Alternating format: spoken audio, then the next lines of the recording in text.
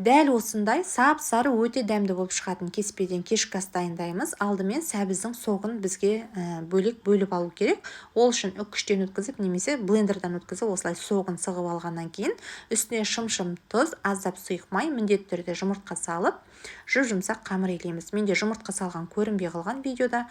Енді қамырымызды илегеннен кейін тындыруға қалдыратын боламыз. Тыңған қамырымызды ұн сепелей отырып, тура еттің жаймасын жайғандай етіп жайып аламыз, және өздеріңізге ыңғайлы етіп бөліп алғаннан кейін кеспемізді осылай жіңішкелеп барлығын кесіп шығатын боламыз. Бізде осындай сап-сары кеспелер шығады. Енді алдын ала турап алған етімізді қызып тұрған майымызда бір қызартып қуырғаннан кейін баяу отта бұқтырамыз. Үстіне ірелеп туралған пияз саламыз, сәбіз салып, тағы да етімізді бұқтырып қуыратын боламыз. Қайнап жатқан суымызға тұз салып, жаңа кеспелерімізді